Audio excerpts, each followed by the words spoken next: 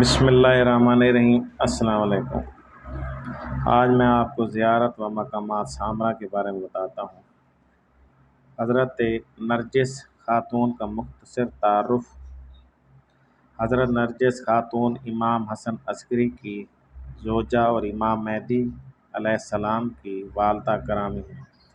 آپ معظمہ کثر روم کی پوتی تھیں اور حضرت عیسیٰ کے وسیع شامون کی نسل سے تھیں۔ آپ کو عالم خواب میں حضرت فاطمہ زہرا نے مسلمان بنایا تھا۔ رسول خدا نے حضرت عیسیٰ سے امام حسن عسکری کے لیے استگری کی اور انہوں نے قبول کی۔ رسول خدا صلی اللہ علیہ وسلم نے آپ کا عقد امام حسن عسکری کے ساتھ پڑھ دیا۔ اپنے بارے میں حضرت نرجس خاتون فرماتی ہیں کہ کچھ دن بعد امام حسن عسکری نے خواب میں آپ سے فرمایا کہ تمہارے دادا فلاں روز مسلمانوں کی طرف ایک لشکر بھیجے گا اور خود پیچھے سے چلا جائے گا۔ تم بھیس بدل کر کنیزوں اور خدمتگاروں میں شامل ہو کر جانا۔ لہٰذا میں نے ایسا ہی کیا۔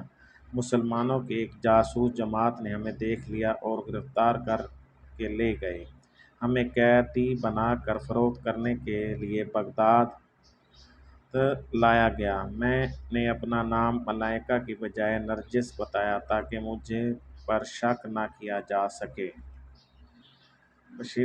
بشیر ابن سلمان کو امام علی نقی نے آپ کو لانے کے لیے بغداد بھیجا تھا۔ بشرا ملائکہ خاتون کو اپنے ساتھ لے کر بغداد سے سامرا کو روانہ ہو گیا اور ان معظمہ کو حضرت امام علی نقی کی خدمت میں پیش کیا۔ آپ بہت خوش ہوئیں اور فرمایا، میں تمہیں ایک ایسے فرزند کی بشارت دیتا ہوں جو مغرب و مشرق کا بادشاہ ہوگا، زمین کو عدل و انصاف سے پر کر دے گا جب کہ وہ ظالم و جور سے بری چکی ہوگی۔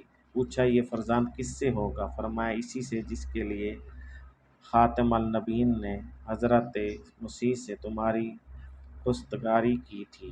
اس کے بعد حضرت نے اپنے خادم کو وفار کو بلا کر کہا، جا کر حلیمہ خاتون کو بلا لاؤ۔ جب وہ آئیں تو فرمایا، اے بہن، ان کو اپنے گھر لے جاؤ اور احکام دین کی تعلیم دو۔ یہ حسن عسکری کی زوجہ اور صاحب الزمان کی والدہ ہیں۔ اب میں آ جاتا ہوں حضرت حکیمہ خاتون کا مختصر تعارف۔ حضرت حکیمہ خاتون امام محمد تقی کی دختر اور امام علی نقی کی جوہرہ ہیں۔ آپ کی مادر گرامی کا اسم گرامی سامنا خاتون ہے۔ آپ کی پیدائش کے حوالے سے کسی خاص سال کی معین نہیں کیا گیا، لیکن آثار سے معلوم ہوتا ہے کہ آپ کی ولادت و باشہادت 213 سے 220 ہجری کے درمیان ہوئی۔ وہ معظمہ بہت ہی خلیل القدر اور محسنین الصحابہ راز امت سے تھیں۔ دشمن اس طاق میں تھا کہ امام حسن عسکری کے نیب کو ڈھونڈے، لیکن حکیمہ خاتون نے شمع امامت کی حفاظت کرنے میں بڑی نمایاں کردار ادا کیا۔ اس کے ساتھ ساتھ مومنین کو اپنے زمانے کے امام کی شناخت کے حوالے سے مؤثر کردار ادا کرتی رہیں۔ حضرت حکیمہ خاتون راوی ہیں۔ حدیث میں ہے کہ حضرت امام جواد کی راوی بھی آپ نے 4 اماموں کا زمانہ ترک کیا۔ امام محمد نقی درک کیا، زمانہ درک کیے، امام محمد نقی، امام علی نقی، امام حسن عسکری اور امام زمانہ۔ آپ کی عظمت کا اندازہ اس بات سے لگایا جا سکتا ہے کہ امام علی نقی نے حکیمہ خاتون کو مادر امام زمانہ حضرت نرجس خاتون کے لیے معاملہ معین فرمایا اور امام حسن عسکری نے حضرت حکیمہ خاتون کا راز الہی کے ظہور میں مددگار طور پر منتخب کیا۔ حضرت حکیمہ خاتون بیان کرتی ہیں کہ ایک دن امام حسن عسکری نے مجھے بلا کر کہا، اے پھوپھی، آج کی شب ہمارے یہاں ہی رہیں، یہ شب نصف شعبان ہے، خداوند عالم اسی شب میں اپنی حاجت زمین پر ظاہر کر دے گا۔ میں نے پوچھا، کس کی بدن سے؟ فرمایا، نرجس سے۔ میں نے کہا، میں تو کوئی اثر نرجس خاتون میں ولادت کا نہیں پاتی۔ آپ نے مسکرا کر فرمایا، جب صبح ہوگی تو اثر حمل آپ پر ظاہر ہوگا۔ اس کا حمل مادر موسیٰ کا سا حمل ہے جو عام لوگوں پر ظاہر نہ تھا اور وقت ولادت تک کسی کو اس کا پتہ نہ چلا۔